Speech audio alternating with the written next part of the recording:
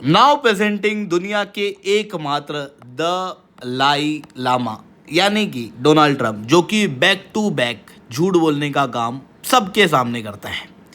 आप लोगों को याद होगा, कल यूएस प्रेसिडेंट डोनाल्ड ट्रंप के द्वारा सोशल मीडिया के ऊपर लिखा गया कि ईरान के ऑफिशियल्स इनके पास में आए और इनको कहा कि अरे यार बहुत लड़ाई हो गई, चलो अब शांति समझौता कर लेते हैं।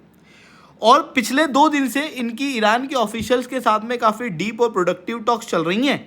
इन सारी चीज़ों को ध्यान में रखते हुए युद्ध की समाप्ति की तरफ अग्रसर होते हुए अब अमेरिका अगले 5 दिनों के लिए ईरान के जो पावर प्लांट है और एनर्जी इंफ्रास्ट्रक्चर है उनके ऊपर स्ट्राइक नहीं करेगा, ताकि दोनों देशों के बीच में जो ऑनगोइंग मीटिंग है वो सक्सेसफुल तरीके से खत्म हो सके। अब ये जो इन्होंने स्टेटमेंट दिया, इसका मतलब क्या था? बेसिकली देखो, अमेरिका ने जब से ऑपरेशन एपिक फ्यूरी चलाया हुआ था तब से military site, naval site, ballistic missile site, defence industrial site और न्यूक्लियर साइट के ऊपर अटैक किए जा रहे थे। हालांकि एनर्जी इंफ्रास्ट्रक्चर के ऊपर भी, गैस वगैरह के इंफ्रास्ट्रक्चर पर अटैक किया गया था, बट अगले 5 दिनों के लिए जो एनर्जी इंफ्रास्ट्रक्चर है उनके ऊपर अटैक नहीं करेंगे। बट जो दूसरे टारगेट है, मिलिट्री साइट, नेवल साइट, इनके ऊपर स्ट्राइक जो है वो कंटिन्यू रखी जाएगी, ये इन्होंने कहा। बट इसके रिस्पांस में ईरान के ऑफिशियल के द्वारा कहा गया कि ये केवल और केवल फेक न्यूज़ है। डोनाल्ड ट्रंप जो कह रहे हैं ये बिल्कुल भी सही नहीं है। हमारे ना ऑफिशियल गए हैं, ना हमारी बातचीत हो रही है। इवन जो ईरान के फॉरेन मिनिस्टर हैं उनके द्वारा ऑफिशियली कहा गया कि यूएस ने युद्ध की शुरुआत की है, ईरान ने नहीं। ऐसी कंडीशन में हम केवल रेजिस्टेंस कर रहे हैं यूएस की स्ट्राइक के खिलाफ, और अगर शांति समझौता करना है तो यूएस हमारे पास में आए और उसके लिए ईरान ने कंडीशन ऑलरेडी रखी हुई है, उन चीज़ों को मान ले। यानी कि डोनाल्ड ट्रंप ने जो सोशल के ऊपर लिखा वो क्लियर रूप से झूठ था। इतना ही नहीं, थोड़े समय बाद उन्होंने जो सोशल पे लिखा था उसको डिलीट भी कर दिया। उसके बाद आप देख सकते हो आज इस झूठे आदमी ने फिर क्या किया। डोनाल्ड ट्रंप के द्वारा क्लियरली आप देख सकते हो ईरान की एनर्जी साइट्स के ऊपर अटैक कर दिया गया जस्ट आफ्टर द क्लेम के ये अब एनर्जी साइट्स के ऊपर अटैक नहीं करेंगे। और ये काफ़ी ज़्यादा खतरनाक है, क्योंकि थोड़े समय पहले इन्हीं के द्वारा कहा गया था कि 48 घंटों में अगर ईरान स्ट्रेट ऑफ हॉर्मुज को नहीं खोलता तो ऐसी कंडीशन में ईरान के ऊपर हम एनर्जी इंफ्रास्ट्रक्चर को नष्ट कर देंगे, उनकी पावर ग्रिड्स को नष्ट कर देंगे। इस तरीके की बात डोनाल्ड ट्रंप के द्वारा की जा रही थी। तब ईरान ने कहा था कि करके देख लो, अगर आप करोगे एक भी अटैक हमारे एनर्जी के इंफ्रास्ट्रक्चर के ऊपर तो पूरा मिडिल ईस्ट ब्लैकआउट हो जाएगा, क्योंकि मिडिल ईस्ट के maximum energy infrastructure Persian gulf के आसपास हैं, जो ईरान काफ़ी आसानी से फोड़ सकता है। इतना ही नहीं, ईरान ने यह भी कहा था कि जो डीसैलिनाइजेशन प्लांट है उनको भी हम लोग उड़ा देंगे और साथ में स्ट्रेट ऑफ हॉर्मुज परमानेंटली बंद कर दी जाएगी। तो अभी ये एनर्जी स्ट्राइक ईरान के ऊपर हो चुकी है, जिसकी वजह से मिडिल ईस्ट के अंदर युद्ध और ज़्यादा गहराता हुआ दिखाई देगा, because this was a biggest miss happening done by US president. Exactly यहाँ पर क्या हुआ है इसे मैं शुभेंदु चौहान डिटेल में आप लोगों के साथ में चर्चा करूंगा। बट उसके पहले अगर आपको इंडिया के टॉप एजुकेटर से पढ़ना है तो दोस्तों आप अनअकैडमी के ऊपर जुड़ सकते हो, जहां पर कंप्रहेंसिव यूपीएससी सीएससी की तैयारी आप लोगों को कराई जाएगी। स्टडी मटेरियल दिया जाएगा, 1-on-1 मेंटरशिप दी जाएगी, टेस्ट सीरीज दी जाएगी और लाइव क्लासेस इंडिया के टॉप एजुकेटर्स आप लोगों की लेंगे। ये सब कुछ आपको मिलेगा इंडिया के सबसे अफोर्डेबल रेट के अंदर। अगर आपको अनअकैडमी का सब्सक्रिप्शन लेना है, कॉस्ट काफ़ी कम है, बट अगर आप उसके बाद भी, क्योंकि मेरी वीडियोस देखते हो, एक्स्ट्रा डिस्काउंट चाहिए होगा आपको, तो आप SRC 10 कोड लगा देना, जिसके बाद अनअकैडमी के सब्सक्रिप्शन पे 55% तक का डिस्काउंट और 6 महीने तक का फ्री एक्सटेंशन प्राप्त होगा। तो अगर आपको सब्सक्रिप्शन लेना है या आपके किसी और साथीगण को लेना है तो उसे आप SRC 10 कोड सजेस्ट कर सकते हो। इसके अलावा देखो, हर साल प्रीलिम्स के अंदर कई सारे करंट अफेयर्स के सवाल आते हैं जो कि काफ़ी ज़्यादा ट्रिकी होते हैं, बच्चों को समझ ही नहीं आते। और इवन साल भर करंट अफेयर पढ़ने के बाद में कई सारे टॉपिक्स ऐसे होते हैं जो पता तो होते हैं बट उनके आंसर नहीं निकल पाते, क्योंकि करंट अफेयर्स को रिवाइज करे तो करे कैसे, क्योंकि नोट्स तो बनाए नहीं। और अगर नोट बनाने जाते करंट अफेयर्स के तो फिर दूसरी चीज़ पढ़ते कब? सीधी चीज़ है।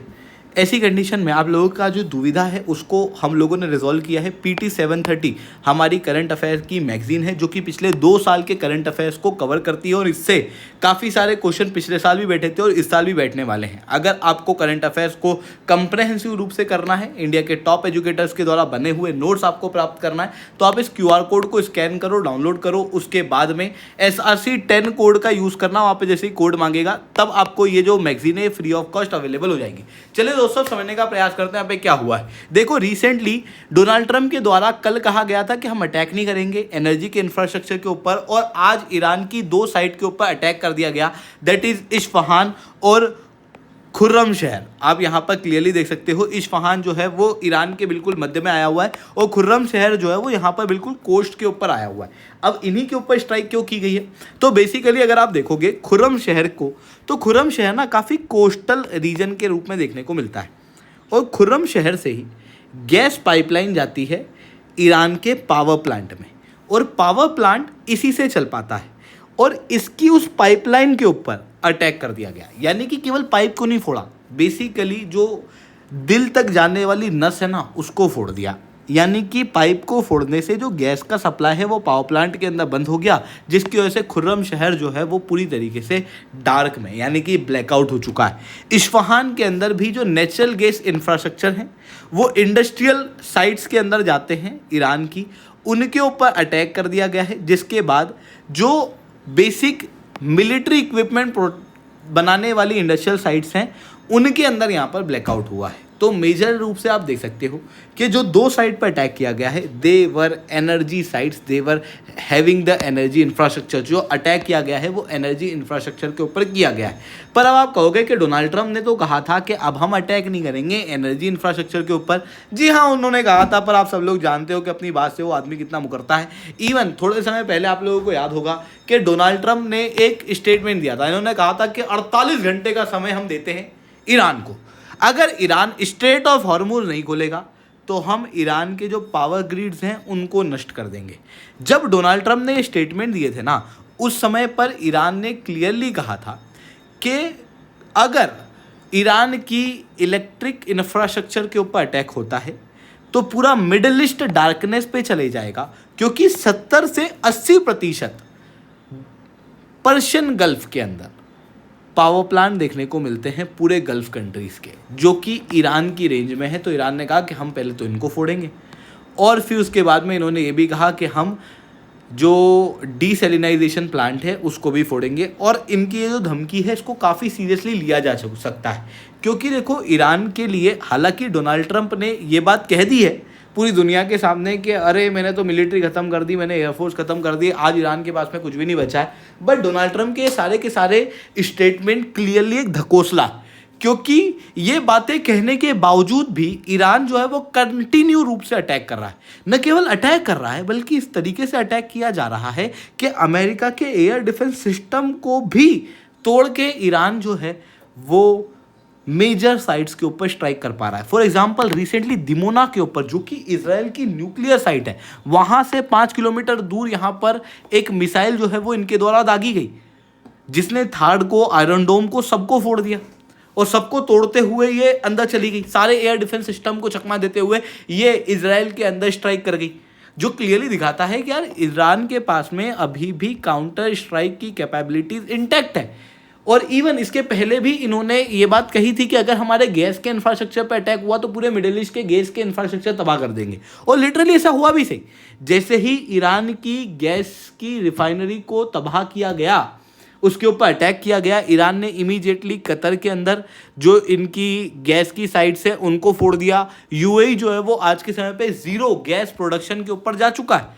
यानी कि ईरान की धमकियों को आप लाइटली नहीं ले सकते, क्योंकि ईरान ने पहले भी जो धमकियां दी थी उनको कर दिखाया है। और इवन आज सुबह जैसे डोनाल्ड ट्रंप और इजराइल के द्वारा जो स्ट्राइक की गई, उसके बाद से ईरान ने वेव 78 चला दी है, यानी कि नए अटैक करना शुरू कर दिए हैं, जिसमें अटैक तल अवीव के अंदर अटैक किया गया है, यानी कि इजराइल की जो डिप्लोमेटिक कैपिटल है उसके अंदर अटैक किया गया है। और इवन आयरन डोम को भी चकमा देते हुए मिसाइल निकल चुकी है।